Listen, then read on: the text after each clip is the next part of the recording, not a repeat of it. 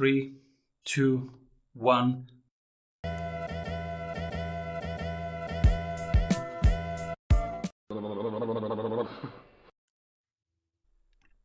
Welcome back, everybody. Here is Simon Severino, and today we explore with the author of Thursday is the New Friday, how to work fewer hours and make more money, how to do more of what you want, why he started the Practice of the Practice podcast, and how to get into the flow of slowing down and killing it.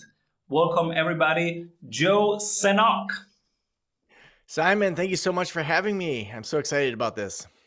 Absolutely. Joe, what are you currently creating? Oh man, there's so much that I enjoy creating. Actually, right before this, I was doing a watercolor painting. So I was drinking a bulletproof smoothie and just kind of starting my day. So I've been trying to find some things just in my life that slow me down so that when I come into these type of interviews, I can just absolutely kill it and create with you. The other thing is I have two daughters that are 7 and 10. And so we are constantly creating. I always have glitter in my hair or like something unicorn or mermaid based. So they're just really fun ages where we can kind of create our own interesting improv scenes or funny scenarios. It's just a joy with the two of them. Oh, I can resonate. My boys are 3 and 6, so every second is a festival. Every second we are either a band or a theater or both. It's amazing. Yeah, I feel like kids have this like natural curiosity where like we forget that so much of their world it's happening for the first time ever. The first time they see, a rainbow, the first time they see a car accident, the first time they see anything, it's the first time they've seen it. And they're just trying to make sense of this world. And it's just so exciting to join them in that as a guide. And your passion fits well with this, with staying curious, with staying fresh, with staying open, because you say, hey, people, we are all working too much. We don't need to do this. There is a better way. Tell us about your research, about your book. Yeah, what's really interesting, when we start to think about how we work now, my mind naturally says it's hard for us to know where we're headed if we don't know where we've been. We need to know the history. And so if we go back several thousand years, it was actually the Babylonians that gave us the 7-day week. And so this thing, the 7-day week that feels like, 7 days, that feels very solid. The Babylonians just made it up. The Romans had a 10-day week. The Egyptians had an 8-day week. And so if we just start with time itself, we made up. It doesn't make sense in nature anywhere. The earth goes around the sun. That takes a year. The earth spins. That's a day. But there's nothing that's 7 days. It's just as random as if we had a 5-day week and we had 73 of those in a year. And then I started to wonder, well, okay, if that's where the 7-day week came from, where did the 40-hour week come from? This idea that we have to work 40 hours, 5 days a week. Well, in the late 1800s, early 1900s, the average person was working 10 to 14 hours a day, 6 to 7 days a week. I mean, it was a farmer's schedule, even if you didn't work on a farm. And so you're working tons of hours. So then, in 1926, Henry Ford, he actually, to sell more cars to his own employees, switched over to the 40-hour work week. His idea was that people would not get a car to get to work faster, but if they had a weekend, then they would buy a car. And so this thing that we think is so solid again, the 40-hour work week, working 5 days a week, it's actually an invention that's less than 100 years old. And so then fast forward to the pandemic of 2020, globally, we see that we say to ourselves, like, we don't have to work this way. We test out a new modality because of the pandemic. And now, as who knows where it will head from here, but we're all asking ourselves, how did we ever work that way? Why did we think like the industrialists? We don't think of people as machines or as conveyor belts anymore. We think of people as diverse and different and having different points of view. We can't fall into that prescriptive model. So that brings us to present day and the research around it and looking at countries and businesses that are pushing back on this 40-hour work week and saying, let's test a 4-day work week. Iceland just released their 2,500 person study in multiple areas, and they found that the 4-day work week ended up leading to higher productivity, higher happiness, and better health outcomes. And so we're seeing that we actually don't need that full 40 hours, that full 5 days a week to get done what we typically thought that we needed to get done. That's powerful. How are you implementing these practices? You are an entrepreneur. Do you set a specific schedule? Do you go with the flow? Yeah. So I think that the unique thing for entrepreneurs is that we get to choose what we do with our time. And so the problem isn't we're running away from work we hate. It's usually the opposite, that we're so excited about, the YouTube channel or the podcast or the new interview, that just feels like we could do this all the time, which is a great position to be in, but also then learning to set my own boundaries for what I want to do so I have the best, most creative energy for those areas. So in 2015, when I left my full-time job, that first summer, I did an experiment. And actually, in the book, I talk through ways to do experiments to figure out for yourself what's the best flow. Because oftentimes we want this prescription. Here's the 5 tips. Everybody should do it this exact same way in this exact same blueprint. But that's an industrialist way of thinking. We want to think about it more as a menu of, okay, I'm going to try this thing and see how it works. I'm going to try another thing, see how it works. So in 2015, I took Fridays off for that summer to just see if I could have a summer without working Fridays. And I looked at the numbers at the end of the summer, and every single month was better financially than the month before. And so that first summer experiment worked. So I kept that 4-day work week. And then I continued to do time experiments. So even continuing to look at how am I going to work? When am I going to work? From September of 2020 until April of 2021, I took my daughters on a road trip around the United States living out of a camper.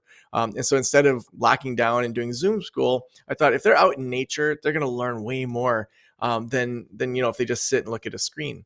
And through that process, I had to reinvent my schedule. And so I would do 2 days a week, 1 week, and then take a week off for travel, and then 2 days a week. So for that time, I was working 5 to 6 days a month, really honing in on what's the best use of my time.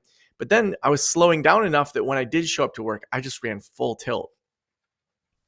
We, in our mastermind, in 2 hours, we have our small private mastermind, and we will have the CEO of onlinejobs.ph telling us how he works only in the morning.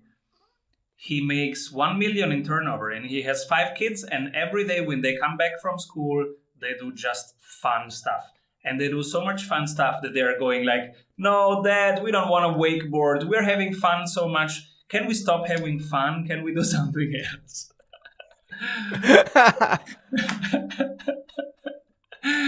And so what have you found out? What is working in terms of, how does one find, so is there any specific way how to run these experiments, and what are the questions that people can ask themselves to find their best flow? Yeah, so I think that CEO really has tapped into it because when we give ourselves less time, I would say so. Step one would be we want to give ourselves less time than we think we need. And so if you're right now working 5 days a week as an entrepreneur, rein it into 4 days a week, or maybe every other week you take Friday afternoons off. Just pull it in a little bit, because what that does is it naturally makes you drop the ball. You want to drop the ball on things that are not important. So say you have 20 tasks in a week that you need to get done, and because you've shortened your schedule, you only get 15 done. Well, that then tells you the 5 tasks that really aren't that important, that you should be outsourcing, that you should be eliminating, that you should be delegating in some way, that you should maybe find a software as a service to automate. And so that's going to do that exact thing. Then once you figure out your single best use of your time, you want to double down on doing more of that. And so, for example, I've figured out that when I podcast, that is a direct correlation to our top of the funnel. So we have more people opting in for email programs that we have. We have more people opting in for e-courses, which then leads to our higher ticket items. And so instead of just doing one podcast a week, I then added a second podcast a week. And then after that, I added a third podcast a week. And so by finding those areas that only you can show up to do, it then allows everything else to flow so much better. So the CEO you're talking about, I imagine what they do in the morning isn't small wastes of time for their business. It is highly focused. It is the only thing that they can do. And then the rest of their team then takes over the other areas. So then after you've done that and you've discovered your limited schedule, then you're going to want to look at how you can have your teams build themselves. Too often, the leaders of the company or the CEO will be the one doing the training or doing all the other things. And so creating a culture where the team evolves over time on its own is really important. So if we think about how the industrialists think, they give people a job role with a bunch of bullet points. Here's what your job is. The post-industrialists are more in an evolutionary mindset. And so what this practically looks like is with my own team, several times a year, I'll go to my team members and I'll say, what's a handful of things that you just love doing that you don't want taken off your plate? Second, what are things you hate doing that you do want taken off your plate? And third, what are areas that you want to get trained that are actually going to help you level up in a new way? So one of my staff members, Sam, she was starting out doing just images for social media. So you see those quote cards where it has famous quotes with your branding. And then over time, she said, you know what, I really want to help us put out a magazine. I think that'd be great to do a magazine, a digital magazine. So I said, yeah, that's great. Let's do it. So she went through some training for that. And then over time, she said, I really hate doing the show notes. It feels tedious. I'm listening to the podcast. I'm typing it up. It feels like it's not a great use of my time. So then she was the one that sought out a new hire. She did the interviews. I did the final sign off on it. But really, by the time it got to me, it was more just a meet and greet for me to meet this person, to know who Joe is, kind of the person behind a lot of this. So then she did all the training to say, here's how we do show notes. She's doing the handoff. So now I have two people that are co-trained around the same topic in case, that new person gets sick or has to leave. At least I have someone else that's trained in it. And I haven't had to do any of that training. So then that third question of where do you want to go from here? Sam then got extra training in video editing. And then she said, our YouTube channel is doing okay, but I think that we could really kind of get up a notch.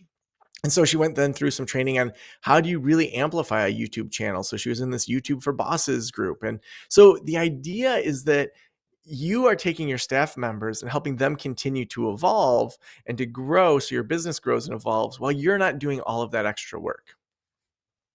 Powerful. And in your team, everybody is a leader, right? If they say, hey, this task is tedious for me, then they go and hire, which is beautiful. Everybody has ownership, everybody evolves, and this way your whole company evolves. That's beautiful.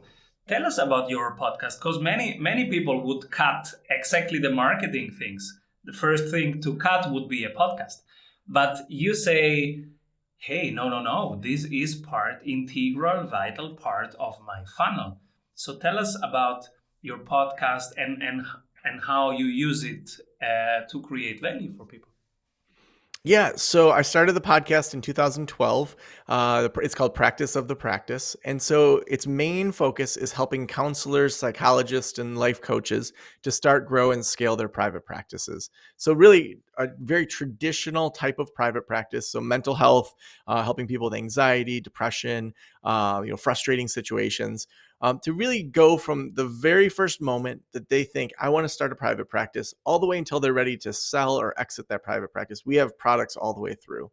So it didn't start that way. It really started with, I had my own counseling private practice, and I realized very quickly I had zero business skills when it came to running that practice. I was highly trained through graduate school. I could do great clinical work. I had all these internships, but I had no idea even what an LLC was, let alone how to do bookkeeping and marketing and all these other things it takes to run a business. So in 2012, I started planning the Practice of the Practice podcast and launched it. And really, it was for me to be a co-learner with the audience. And at the time, there were no podcasts about the business of private practice. So right away, I'm number one. And so, that was a good tip, that find an area where there isn't anyone yet, and right away, you're number one. So I was the number one podcast for counselors in private practice. Then just would read a book and talk about it, or interview people that, could teach me something. So for example, I remember Andy Crestodina was one of my first guests. He was a friend of a friend. And he's amazing with SEO and blogging and ranking higher in Google.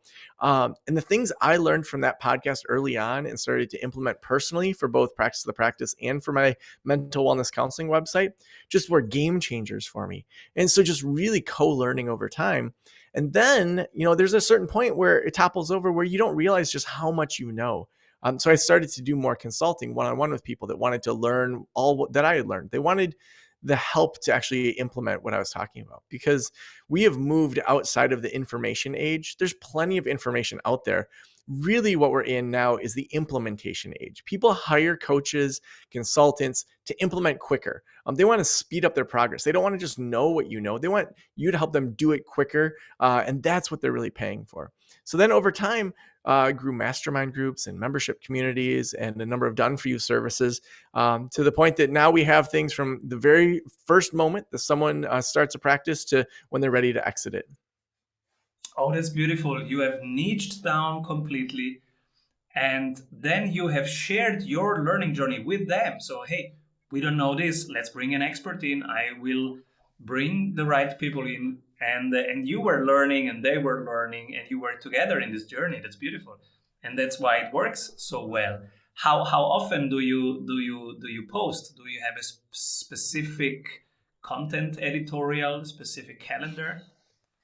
Yeah, so a number of years ago, from a blogging standpoint, I realized that I just couldn't keep up with the amount of blogs we needed to be writing. So we reached out to our community and offered 10 writing spots to people for them to be able to write a monthly blog post about their private practice, about what they were learning. So really, now we have almost a daily blog post going live on Practice the Practice. All that isn't written by me. I write probably 2 a month. And then in addition to that, we have my podcast, which is the Practice of the Practice podcast. So we have 3 episodes a week, 2 interview shows, and then 1 Ask Joe show. So I quickly made that show by adding a third one per week by sending out an email to my list and just said, I'm planning to do another show each week. It's going to be an Ask Joe show. Here's a Google form. Just put in your name, your email, where your private practice is, your website, and then what your question is. And we'll do a backlink to your private practice from our website if we select your question. And in the first, I think, half day, we had 26 questions submitted. So half a year's worth of content for a weekly Ask Joe show. So now I just quickly record 5 or 6 of those, in an hour and a half, and I have a month and a half of extra content that we're putting out. And then because we already had the team to manage a podcast and to do all the media and social media, we've launched now 14 other podcasts, some that are done for you where people pay us for them. Some of them are just different aspects of private practice. So we have the How to Market a Private Practice podcast that Sam runs. We have the How to Grow a Group Practice podcast, which Allison Pigeon runs. We have the Faith in Practice podcast, which is aimed at people that have faith-based practices, that Whitney Owens runs. And so we have all these podcasts that are now going in addition to my own, so that we can get the message out and really make it so tough to even compete, that we have as much of the market as we possibly can. This is beautiful. It's so integral how you do it. You started with a niche and then you just were adding more value, more value, more value, being always tight to what they need from you, asking them, having that loop really tight. And that's how you grew and grew and grew, and you now have an empire going on. That's beautiful. And you meet so many cool people. I am curious who you nominate for the strategy award after one word from our sponsors. Hey, if you love what you are hearing, you will love our free masterclasses. Go grab them at strategysprints.com. When everybody zigs, this person is zagging, but from your perspective, they're doing the right thing. Who do you pick? I would pick Dr. Jeremy Sharp. He has the Testing Psychologist podcast. He's a friend, but he's also someone that's just doing amazing work. So Dr. Sharp, he has a practice where he does testing psychology. So when you think about, if you have to have some sort of assessment done, he has that practice. But then on the other side, he's got the Testing Psychologist podcast, and he continues to grow and expand. I actually talk about him in the book because he has such a unique way of doing sprints that he's a big part of when we talked about your sprint type, which is similar to your personality type, but your type of how you sprint. So I would definitely nominate Dr. Jeremy Sharp. Oh, yeah. And is it literally how you sprint? So he works with athletes? No. So it's like batching together your program and how fast you're going to run. Oh, nice. That's perfect. We need to have him. He's a sprinter guy. He's one of us. Yeah. Perfect. Beautiful. Perfect nomination. And I'm curious, are there specific books or podcasts that inspire you? Yeah, yeah. I'm a big reader. There's so many books that I really enjoy. For me, I would say that one book on kind of the personal development side that's been integral this year has been The Untethered Soul. And then also the book Awareness. Those are two books that just from a personal standpoint, I tend to get into achiever mode and think that the work that I do gives me personal value. And those books really help rein me in and say, you know what, you have value just being you. So I'd say those books. The book, The One Thing, has been a game changer for me. I read that 6 years ago when it came out. And so I'd say that book has been so helpful.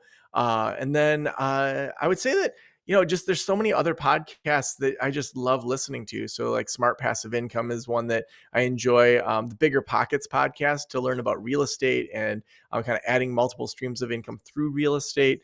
And then the Ram Dass podcast is just a good kind of centering podcast around just spirituality and thinking differently about the world.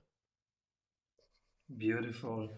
I have also been reading Michael Singer, and I am also doing listening to the podcast.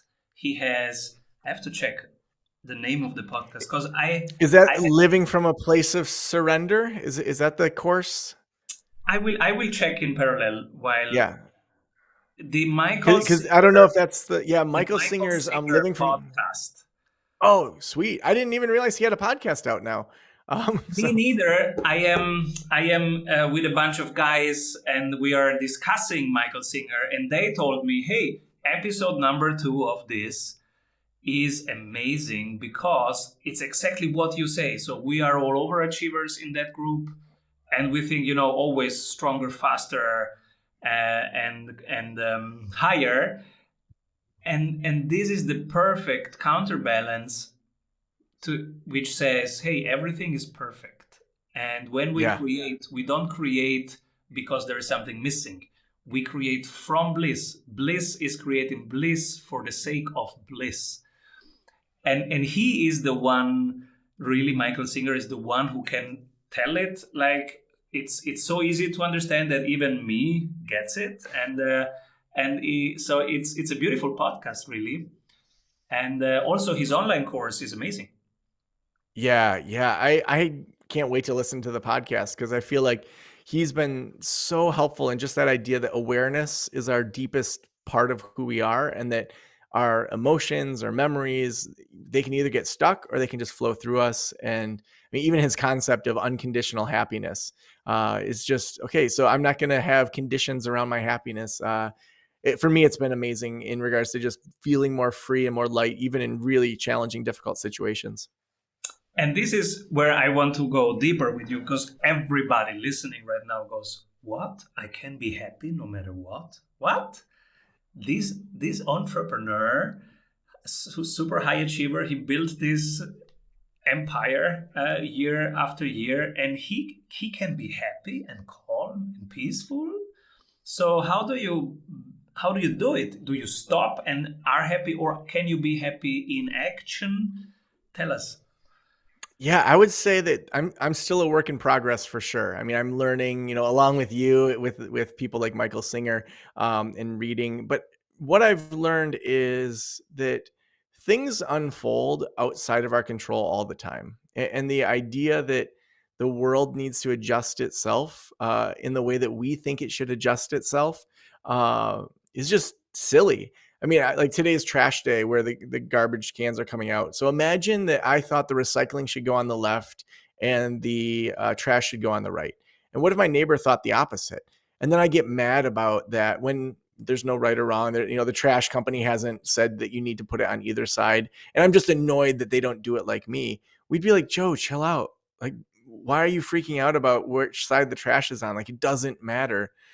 But I think we do that all the time. I mean, whether it's traffic or weather or whatever, we get so worked up over things that are 100% out of our control. And so for me, just learning that there's a lot that's unfolding that's outside of my control, that's based on other people's decisions, on things in the world, and just who knows what it is. that for me to allow myself to go through these phases of, feeling pretty centered and happy, and then noticing when that's not the case, and then reining myself back in, and you're doing, whether it's a meditation practice or physically moving my body or kind of doing some thinking or even just figuring out things that help me feel better.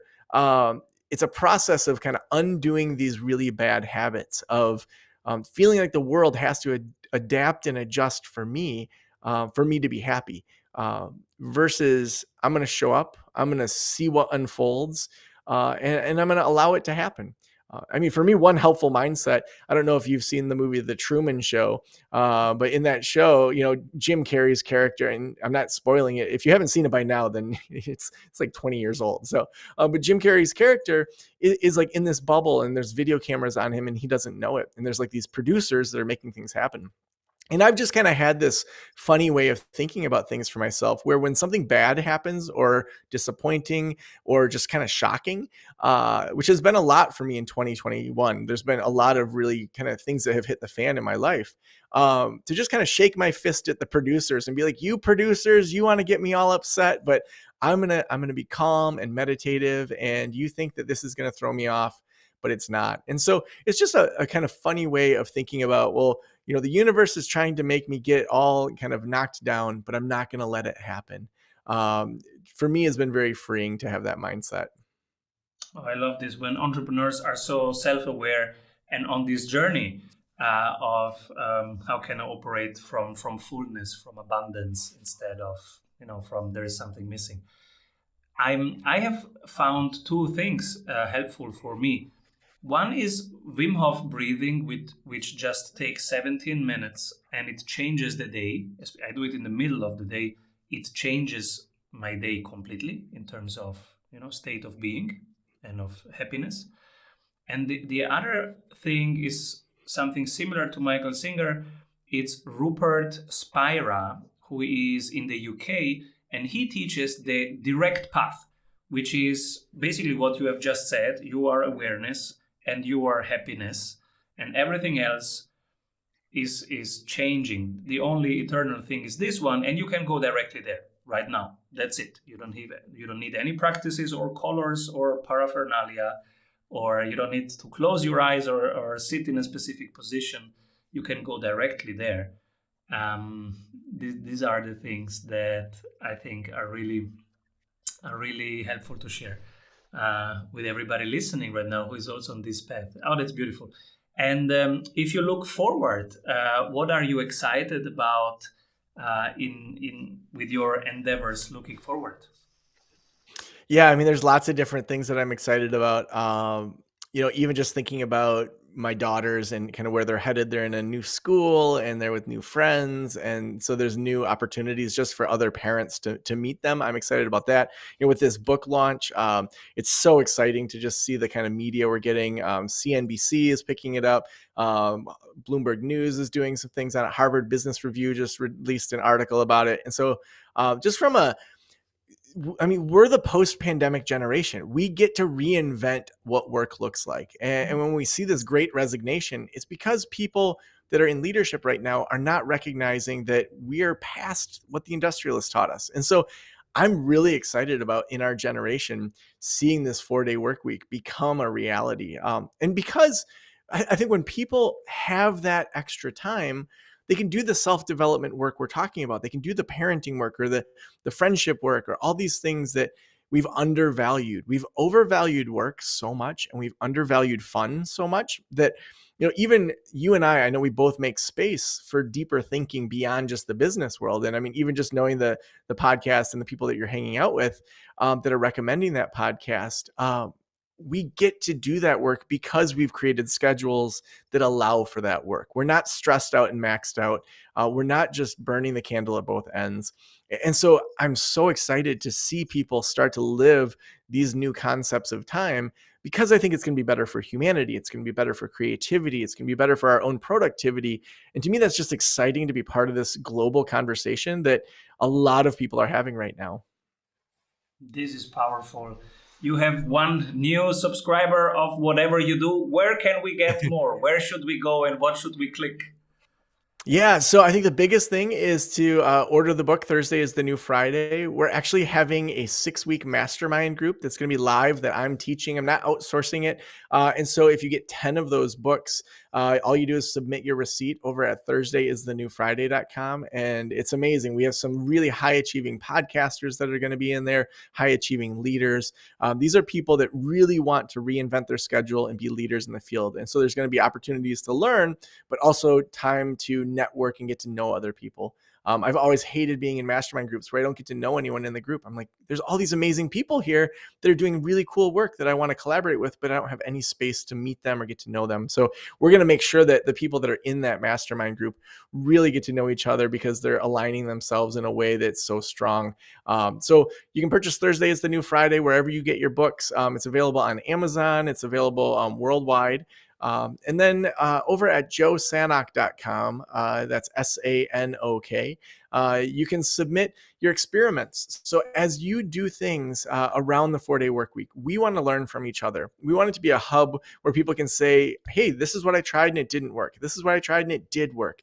We have a whole experiment section over there where people can be submitting their experiments. And also you can contact me through that website too for any keynotes or speaking engagements. Oh, I love it. Hey, people, let's try stuff and let's submit our experiments to Joe. That's cool. Amazing. Is there anything I forgot to ask you? I don't think so. I'm just so excited about your community and all that you're doing and to help them in any way with Thursday is the New Friday. This is just an awesome time to be able to hang out with you and get to know you better. Thursdayisthenewfriday.com, everybody. And who should be my next guest?